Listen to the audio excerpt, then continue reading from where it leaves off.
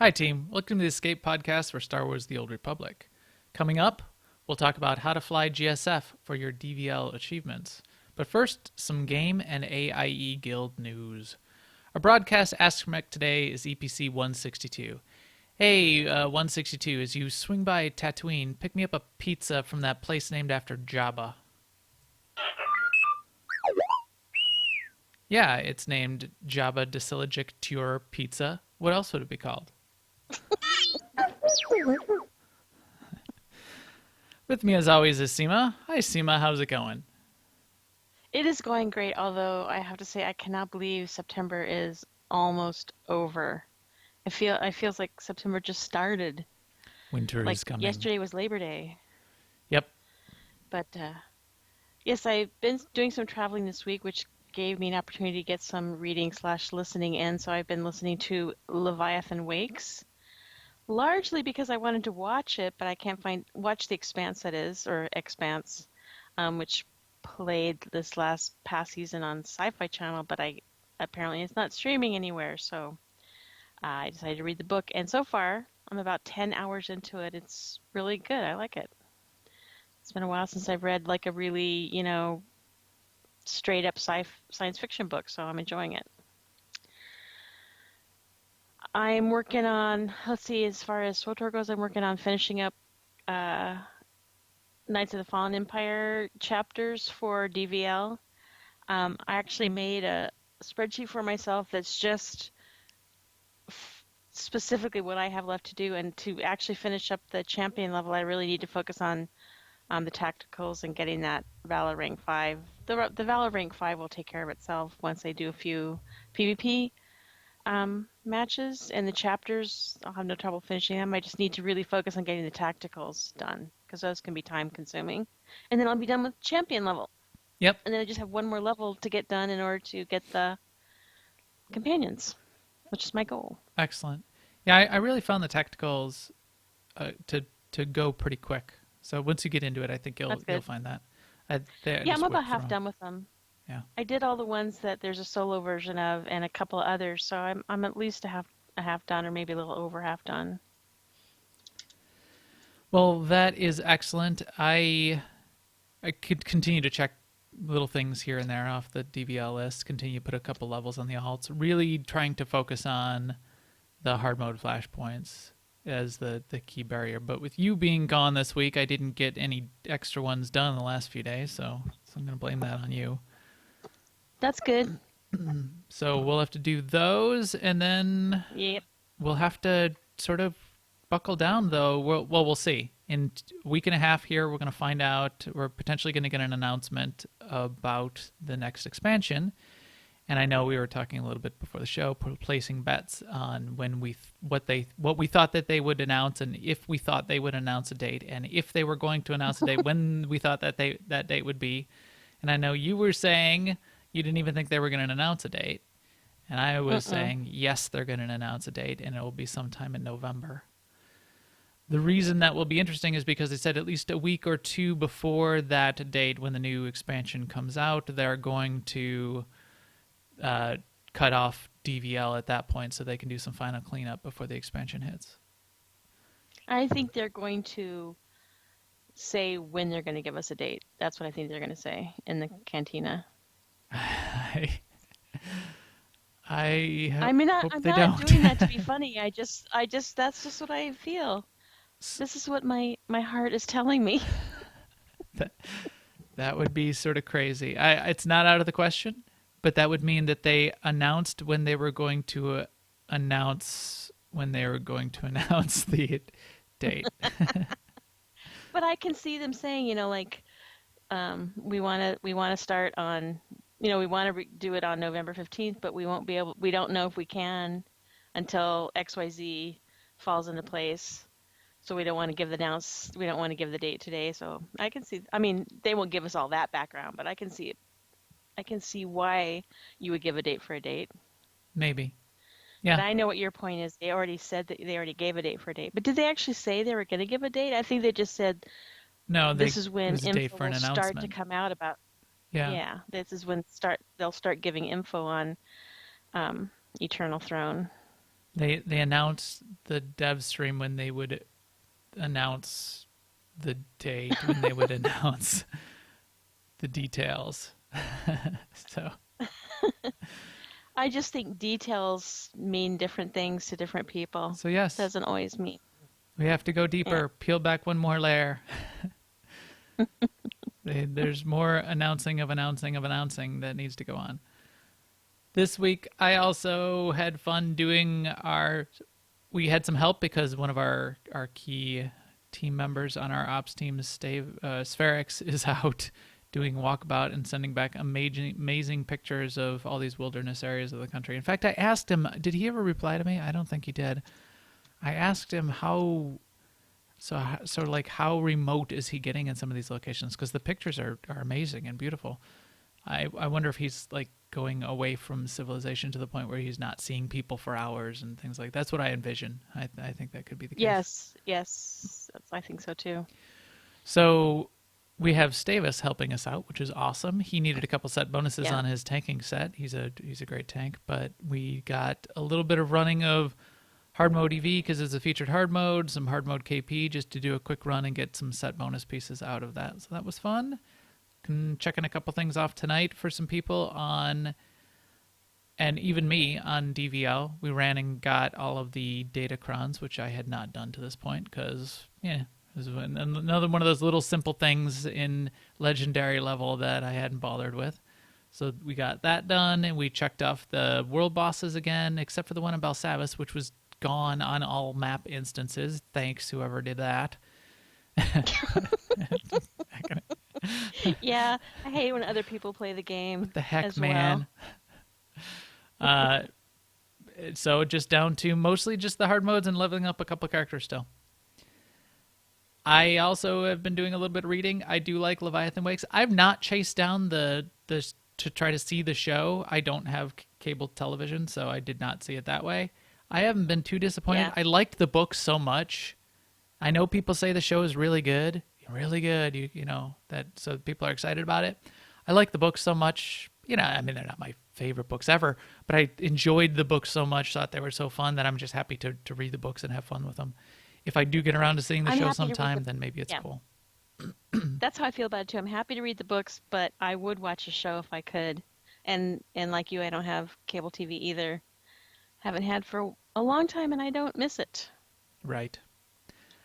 And I finished two books on Audible in the past 5 days. I went through both of them, and it was Daniel Suarez Demon, followed by the sequel, which was Daniel Suarez's Freedom TM, Freedom Trademark, which are awesome books. Make me think a lot about innovation and things that we could soon have in our world and ways the internet and AI and intelligent agents might work and that kind of thing. So that is really cool if you're looking for a book.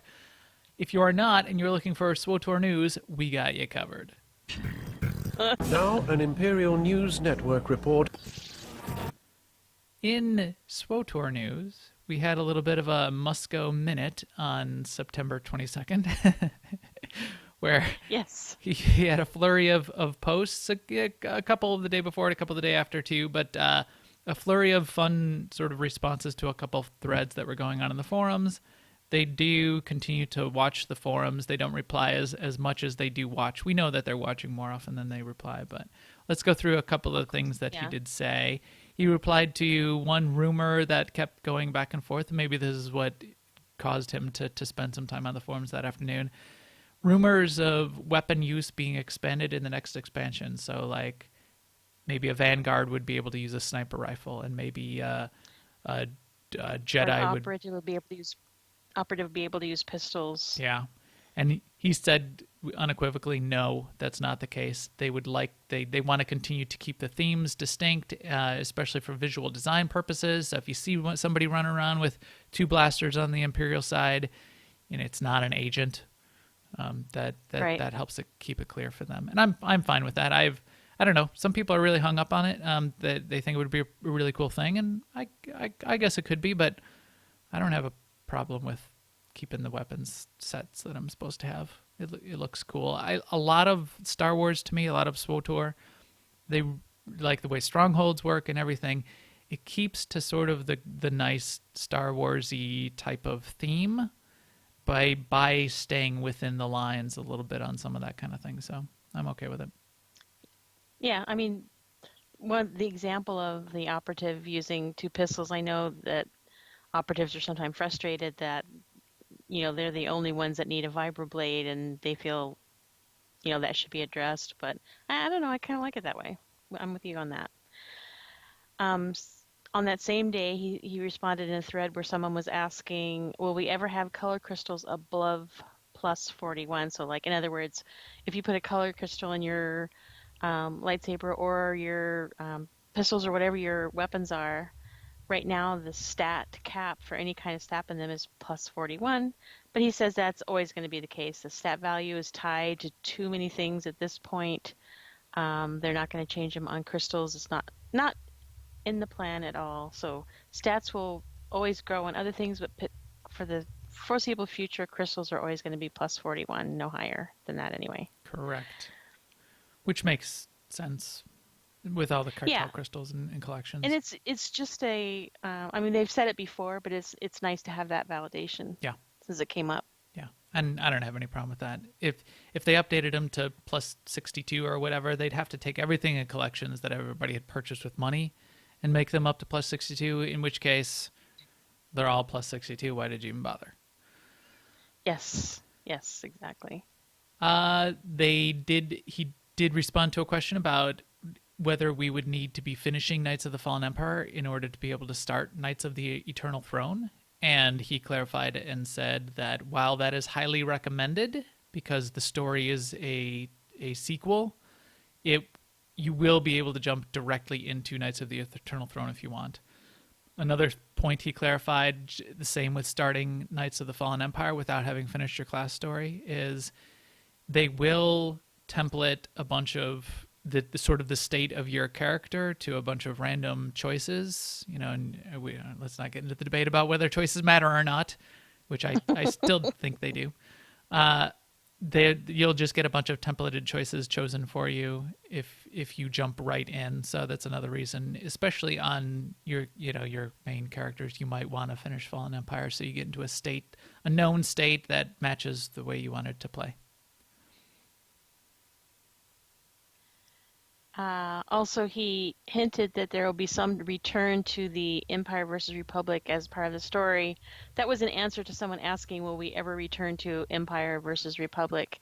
And he said something sort of humorous like, I wonder what the Empire and the Republic have been up to all this time as well. So it was just a nice conversational answer. Yeah. I appreciate it. And finally, there was a note, I think this was a couple days later, about someone talking, a whole thread which developed around apparent hacking within PvP, sort of raising its ugly head again. And he just had a couple notes in there about making sure that you report it in-game immediately, and then suggested you can go ahead and PM him, Eric Musco, or Tate, or both of them. And he did say they do take those things quite seriously and they do investigate them. Keep in mind, though, I do see a lot of accusations of PvP hacking that get thrown around where in a lot of cases where it's not PvP hacking. People are just really good and know how to really get the most out of the game in some cases. So they will investigate it. If nothing happens, it may not actually have been a case of hacking. So just keep an eye out for it. Any other sort of cheating and win trading, they do a lot of analytics around that, though, too. So if you're seeing that, that's definitely part of that list as well. And you may be seeing it, and in which case I'd love to see some videos of it, too, to see sort of what that looks like, because I have never seen true hacking in a PvP warzone. In this thread, the fellow that started it made it sound like it was really pervasive and really obvious, and that when you go into a match, you can really easily tell who's doing it. So I'm kind of curious too. Yeah. Yeah, it should be easy to get video captured of that if it's so pervasive and obvious, and yet we tend to lack video evidence of that in most cases for whatever reason, like Bigfoot and UFOs. And last but not least, light is still ahead of dark in the DVL event, 52.91% versus 47.09%. Is that the same as the numbers were last week? Yeah, We yep. always ask that question. Yes, it is. Yeah. It's the same as they were last Yes. week, and So it's never if coming back. dark has been gaining on us, we wouldn't know it because I don't think it's been updated since last But week. I'm sure it's not. No. In guild and community news, yes, we are closing in on end of fall. Winter is coming, yada, yada, yada. We're going to get an announcement of the announcement of the announcement of when we'll have an expansion soon. But with that, keep in mind, everyone, DVL will end someday. I would recommend getting with your guild and getting whatever level you want to get done. If you're not going for legendary, and you don't have to go to legendary to get the companion, but you do need that champion level. So take a look about it and check it out. And then did you have a note? Oh yeah, you had a note about community news coming Oh up too. yeah, it's just that October 7th is also the date of the New York Cantina, which is when they're going to make this info available. But I was just noting that doesn't seem like they're going to be doing any kind of live stream from there. So I guess we will read about it on Dolphy. I guess we will. And I'm sure Eric will post, he always posts like his notes too, like his summary of what went on. So it'll be in the official forums as well. Yeah. Yep. And if people want to find a guild to get some DVL stuff done, how could they go about doing that, Seema? Oh, you could come and join AIE. We usually have been spending our MFN time, which is Tuesday nights, on DVL related stuff. Like Max said, this week we did some world bosses. Next week we're probably going to do some ops bosses. But yeah, if you would like to join AIE, just come over to Jedi Covenant if you're not already on Jedi Covenant, and catch an officer in game and ask for an invite. And you can do that by joining a channel called AIE LFO. So just type /cjoin AIE LFO. Excellent. If you want more info about the guild, you can go to aie-guild.org. Excellent. Sounds good. And certainly thank you to our chat room. We've been chatting it up with those that crowd tonight again. They've been helping us out by letting us know how our sound quality sounds and agreeing with us that the lack of video and photo evidence of UFOs is a tragedy that someone needs to rectify. But with that, I think we can talk a little bit about how to fly GSF for your DVL achievements. Admiral Rankin to all ships. This repair outpost is critical to our operations in this region. It must not fall into enemy hands. Thank you, Admiral Rankin.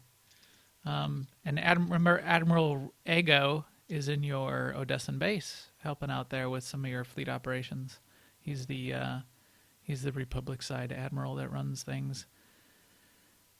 DVL, you only have to fly 5 GSF matches. Even so, a lot of people were asking or are not familiar with GSF. We did a night a week ago, 2 weeks ago, for our mandatory fun night where we all sort of got together and flew some GSF matches. And to kick it off, a couple of us went through a discussion of GSF and went through a bunch of the basics. We've talked a little bit about GSF in the past. I wanted to sort of run through some of the basics, enough to get you through those 5 matches and beyond. You know, this is an opportunity for you to potentially get to a point where you might feel comfortable enough to want to fly some more matches. And it really does take some learning. I mean, it does take some effort. So how many matches have you done so far, Seema? Have you done your 5? I have done 4. Okay, so you've done your 4. Yes. And how does it feel? Is it you're sort of totally comfortable at this point and ready to keep flying?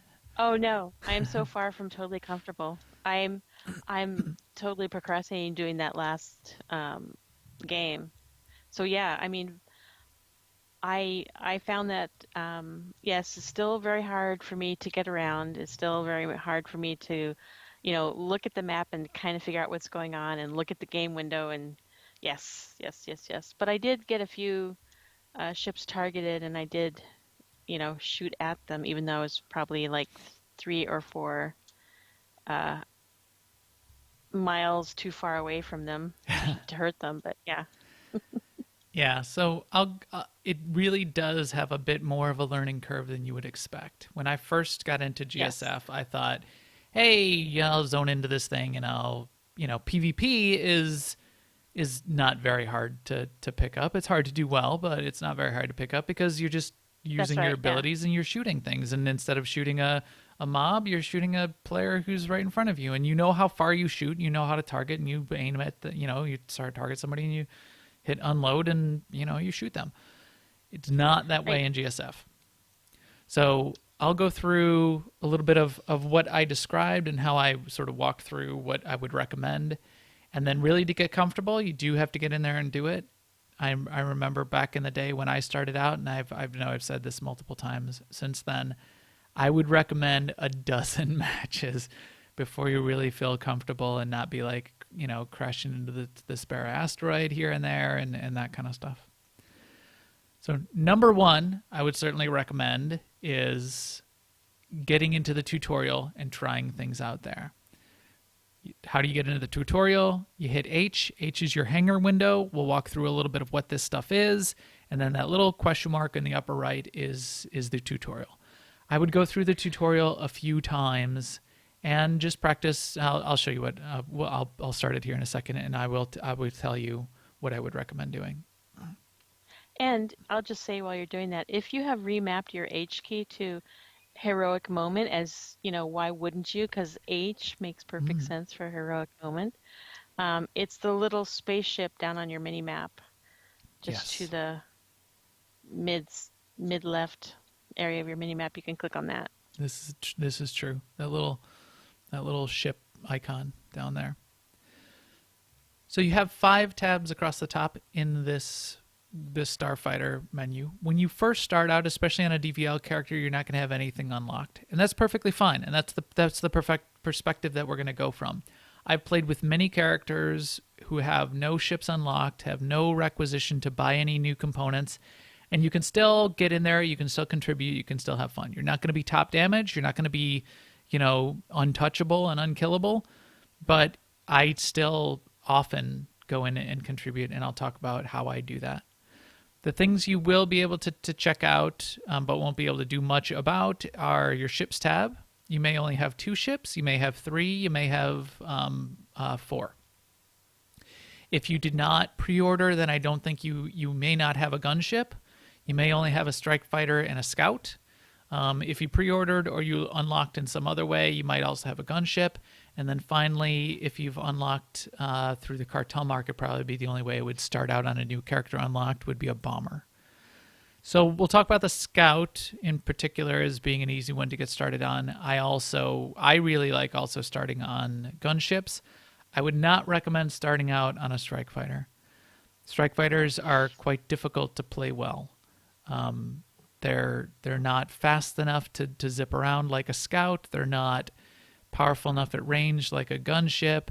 And really, I would say for me, at any level of unlocks or requisition or extra components or upgrades, strike fighters are just not, I would not recommend them. But some people do really well with strike fighters. You'll see mostly gunships, bombers, and scouts being the most popular ships to fly. On the components tab, you'll see a bunch of the starting components that you'll start with. Once you get into, you get a bunch of requisition, your ship requisition or your fleet requisition, you can unlock additional components. But again, you won't need to start it out. Don't worry about them. Just go with what you got. I'll talk about requisition in just a second when you do start getting some of that, but mostly you can ignore it. Cosmetics you can also ignore. Obviously, it's just cosmetics. It doesn't even show up much on your ship, but you can get like a little extra paint job, some racing stripes, yada yada yada. Different colored jets coming out of the back of your ship. One thing that you may be able to mess around with just a little bit is your crew. Your crew, whoever you set as your co-pilot, gives you an alternate ability out of one of your 4 base abilities on your ship. But again, not all that much of a difference here. You don't have to worry about it too much. And finally, the last tab is launch. This is how you start a match. If you're in a group, you can do group battle. If you're solo, you just click battle and you queue up. You do need to queue up. You need other people to queue. So you might have to wait there in the queue a little bit. These 2 counters at the top, ship requisition and fleet requisition, are currency. Ship requisition applies only to this ship, and that's really the main way that you unlock things like your weapons. And then when you have a weapon, you start unlocking the upgrade tree of its abilities.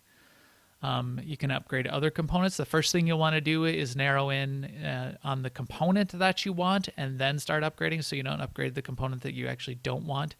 Like here, I think I typically prefer, what is this on a, what ship am I on? Oh, this is the Strike Fighter.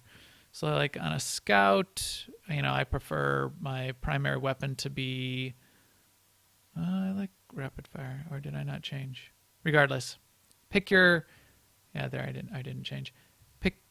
Once you start getting into it, pick the type of component before you start upgrading because when you switch it out, you won't get those points back. Fleet requisition is a much more difficult to acquire currency. I always save mine for unlocking things that can only be unlocked with fleet requisition, like unlocking new ships. Sometimes you can unlock more difficult to get crew members. Fleet requisition can be converted to ship requisition using cartel coins.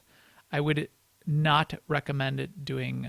Oh no, ship requisition can be converted to fleet requisition using cartel coins. So you're taking the less useful currency and converting it to the more useful currency using real world money. I would not recommend doing that. Just fly your missions, fly your weeklies. You'll be building fleet requisition slowly, but you'll still be building it. So let's get into it here. You pick your ship, you click on this tutorial button, and you'll get into the tutorial.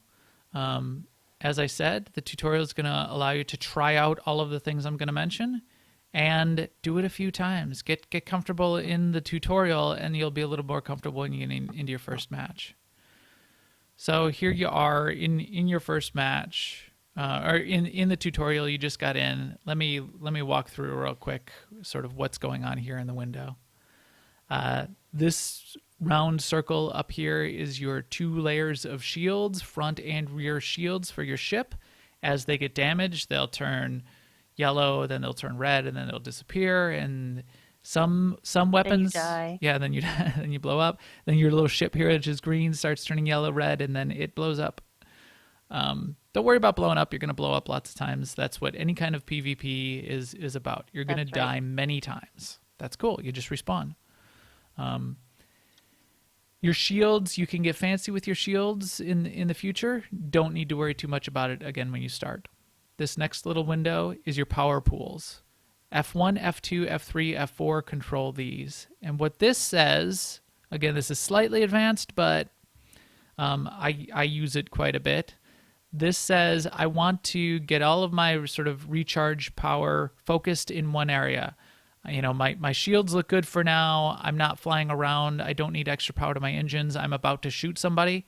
I hit F1, and then you sort of take a little bit of a hit. See how my outer shield went to yellow? I'm getting a little less power to my shields. I'm getting much more recharge power to my weapons by hitting F1. If you're not comfortable with that, maybe your first couple matches, just keep them all balanced, which is F4, and you don't need to worry about it.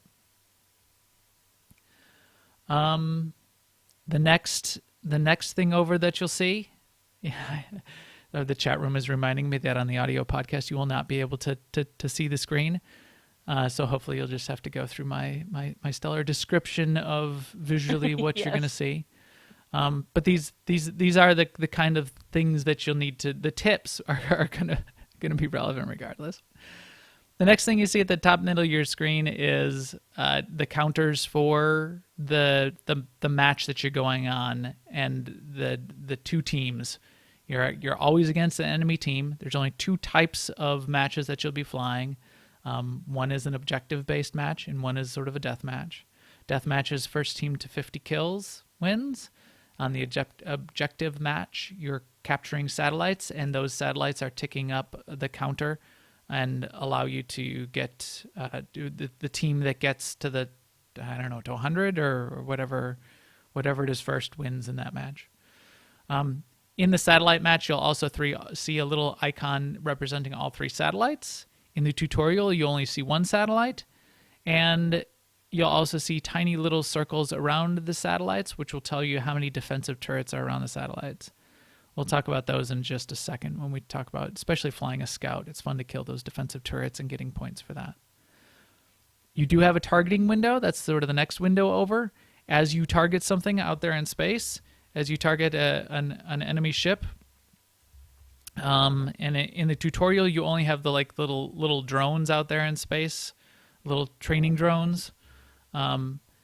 Target one of them. I'll teach you how to target in just a second, but that then shows up in your targeting window. And then you have a mini-map, and mini-map is self-explanatory. You don't see enemies on your mini-map until you or someone on your team is close enough to them to be able to detect them within a communication range. Don't worry about communication ranges, but just know that you might not see enemies that are on the other side of the map. And then along the bottom are your abilities. 1, 2, 3, and 4 are your main abilities. Again, mostly something you won't necessarily need to care too much about. But when you're first starting out, except you might want to take a look at them, and especially the ability that's typically on your number 3 key is your escape ability that breaks missile lock and gets you the ability to escape. Try this one out in the tutorial multiple times. Try your escape ability multiple times before you start using it out in a match. There are different versions of it. One does a 180 flip turn and starts flying you in the other direction. Another one will turn 90 degrees up. Another one does a corkscrew barrel roll to escape. All of them will do the turn and then blast you off in that direction that it faces you. In which case, keeping that in mind, if you are, say, you're on the far side of an asteroid and you do a flip turn 180 degrees and go blasting back in the other direction, if there's an asteroid right behind you, you're going to slam right into it, and there's no way you're going to escape that. That escape ability is a key way that people kill themselves and get frustrated really, really often early in the process. So try it out. And then the 2 buttons on your right are your weapons. They show you down there what your weapon abilities are. Left mouse button and right mouse button are how you control those. And then the center of your screen is obviously key as well. You have a big circle, which is sort of the main targeting area. There's a tiny targeting reticle for your mouse that's swinging around within that circle. That's important. And then there's bars on either side. The one on the left is sort of the power level of your weapons. If that gets down to the bottom, you can't shoot your weapon. And the one on the right is the power level of your thruster boost. And if that gets down to the bottom, you're not going to be able to boost your thrusters. So you'll be able to keep an eye on those things. But again, not all that important on your first match. But take a look at them. Look at each area of the screen while you're flying around in the tutorial. And sort of get a sense of what it's telling you that's going to help you out. Anything else that you think I should tell them about sort of what's sitting there out there on the screen, Seema? Me, no. Oh, one other thing. I think you covered everything I could think of. One other thing that's on the list is, as you look at the things out on your screen, the targets out there, you will see range numbers on the targets. So for me, I'm 9,300 meters away from this training drone. That range number becomes very important when we talk about how far your weapons shoot in just a second. Okay, basic controls. Flying around, your mouse turns the direction you're heading.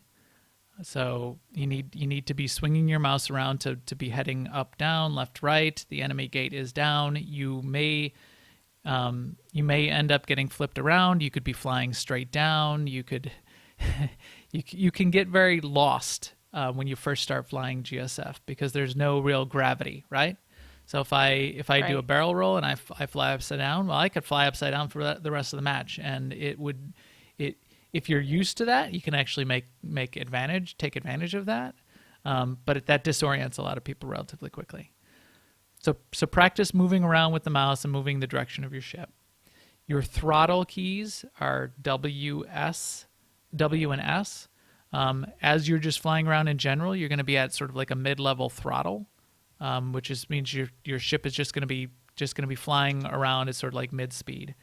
I'm always holding W though while I'm flying around in GSF, because W then gets you to full speed, and then hitting spacebar on top of that gives you a thruster boost.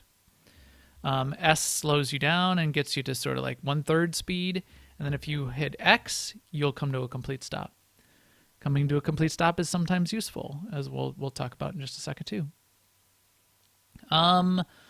Otherwise, interesting keys to keep in mind, as I said, hitting the space bar to give you that thruster boost to go really fast, especially to escape from someone, is really fun. Get practice using that because your maneuverability gets a little bit less when you're going fast like that, so it's easier to slam into asteroids.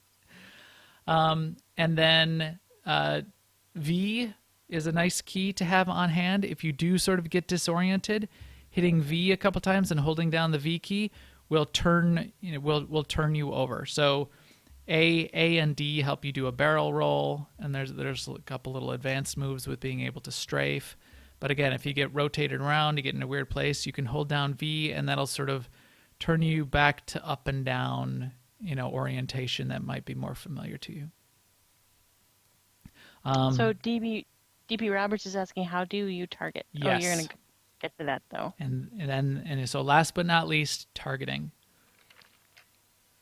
Here's a key problem with GSF for a lot of people that start out. You're out in space, you've got someone in your sights, right? You're flying around, there's a gunship just sitting there in space, you fly right up to him, you hold down your left mouse button, which shoots your lasers, and the guy takes 0 damage whatsoever. I did this quite a bit in my first couple matches. You don't do damage to any ship unless you're targeting that ship. The way you need to target is a couple different ways. You can tab target. That's very difficult to do. I never tab target, or I very rarely tab target. Most often, the thing that's directly in front of you, if you hit E, you will target it. So E will target the thing that's in your sights. So most often I'm using E to target things. I'm flying after a gunship, even if it's sort of way across the map out of my range, I hit E, it's in my sights. It shows up in my targeting window. It is now my target. There's a little faint sort of extra gray circle that goes around it even on your screen. The other fun way to target is to hit the R key. The R key is the default bind for target the last thing that damaged me. So someone's flying behind you, or you get shot from some weird direction, you don't even know where the person is, hit R, now you're targeting that person. Anything you're targeting then gives you extra little icons in that big circle in the middle of your screen. You'll get a little red marker as you're facing away from your target that shows you the direction you should turn and rotate to get back to facing that target. That's another fun thing to practice in the tutorial, and then as you get used to it in the matches, it's a really useful tool to look where those icons are floating around the outside circle. As you're dogfighting someone and they're behind you and you're trying to find where they are, that's how you turn towards them and keep turning and turning and turning until you hopefully have a little bit more speed boost and get behind them, and then they show up in your actual screen, and then you can target them and shoot them. And then finally, once you have them targeted, left mouse button shoots your primary weapon, right mouse button shoots your secondary weapon. For the scout, that's usually laser guns for the left mouse button, laser blasters, and missiles for the right mouse button. It might be rocket pods for you for your first scout ship. The difference between rocket pods and missiles is missiles require lock-on. So to shoot your missiles, first you need to be in range of your target. So you need to, if you sort of hover over the weapon, most of the range of most missiles is something around 5,000 meters, maybe 4,000. You need to hold down your right mouse button, and you'll hear the missile lock sound going. You'll see little arrows converging on your target. As you get lock, then you can release the mouse button and let your missiles fly. So that's the first thing. Now you've targeted, you've gotten in range of them, you've gotten missile lock. Now you can let your missiles fly. With lasers, you need to lead your target. If they're sort of turning away from you, you need to be leading them in order to be hitting them with your lasers. They are not a guaranteed hit. So you're leading your target with the little, you'll sort of see a little connection of where your mouse is compared to the center circle of your screen. You want to be putting your mouse cursor, your reticle over the target. And then you can hold down your left mouse button and just be shooting. You can shoot both of your weapons at the same time. You can shoot your left mouse button while you're doing your right mouse button to get missile lock. But again, you need to be in range. Laser guns usually have less range also. So try it out. Get up close to one of those little red balls in the tutorial. See what range you are. Make sure you're within range, and then try shooting your guns. Try shooting your missiles. Try shooting your rocket pods. Rocket pods don't lock on. They're like a little missile that only fires sort of straight ahead. Very good for shooting those little ball turrets that show up around satellites. So yeah, so that's sort of the key. Learn to fly around. Learn to sort of see where things are on your mini map. See where your friends are. Learn to target things, and then learn to shoot things. Scout, if you're flying a scout, you're going to have lasers and rocket pods or lasers and missiles. Learn to lock them on and shoot them. If you have a gunship, which I really like, even when I'm at level 1, your left mouse button is for shooting your lasers, which you will almost never do. Your right mouse button freezes you in place in space. You come to a complete screeching halt, and gives you sort of a zoomed in view of your target area in front of you out to about 15,000 meters instead of like the little 4,000 that your lasers shoot at. So now you're a sniper, right? So you need to hold down your right mouse button to charge up your sniper shot. And the more it's charged up, the more damage it does. You can release it at any point and let the sort of the rail shot fly. But that's a fun way to sort of be out at a little bit of range, especially like in deathmatch. Be out in space a little bit farther away from your targets, and try to do a little bit of damage before the big ships with all their unlocks to come after you and kill you. Before I go through other tips, how about you, Seema? What have you been mostly flying? Scouts or gunships, or what have you sort of flown so far? I only flew a Scout. Yeah. And by the way, when I said I had 4 games, I only have 3 games. I remembered it as 4 games, so now I'm like, oh, I have 2 more games to go. Seems like a million. Yes, but no, I played with a Scout because when we were playing last week, Born to Eat Bacon was there, and he said, yeah, stick with the Scout, and that's what I did. Yes. As I said, I've played with gunships. I practiced with them a little bit. I prefer a gunship for doing more sort of damage and staying alive more, even on a completely noob character. But scouts are fun. Scouts are the ships that are smaller, more maneuverable, faster to fly. They blow up a little bit more quickly, but they can zip around a little bit and do a little fun damage that way. If you're playing a scout, especially if you got the little rocket pods, those are really good for blowing up the little turrets around the outside of the big satellites on the satellite map. You have to blow up the little 3 turrets that are around those satellites before you can cap the satellite, and then you cap the satellite by just sort of flying really close to it. You'll see it starting to light up green, and then it turns green for your team, and that's how you start getting points. Scouts are good for doing that. Scouts are also good, especially as they get a little more power and get a little more unlocks, at killing gunships. I love to use my Scout. I use my flash fire or my sting. Check out where the enemy gunships are hanging out on the other side of space, and go after them. I always save some booster until I get to the end, because they're gonna see you coming across the map towards them, and they're gonna be. Remember, they've got 15,000 meters. They're going to start shooting you out at that range. So use the 5 Ds: dodge, duck, dip, duck, and dive. Yeah, right. Dodge, dip, duck, dive, and dodge. Those are the 5 Ds. Right. Yeah, so you sort of fly it a roundabout way, fly behind the asteroids, because they're going to be trying to get their rail shot off on you. If you're in a completely new scout ship, 2 shots will probably blow you up. So got to be real careful. But they're sort of just sitting out there and waiting. If you get up to them and they haven't blown you up yet, you're either going to blow them up or they're going to have to be running away. So it's a nice little contribution you've made there. The gunships, as I said, especially on the other game type, which is deathmatch, first team to get 50 kills, seem to work pretty well. For me, especially, ensure... So gunships can do damage just with their lasers if they get into a little bit of a dogfight, if somebody comes after you.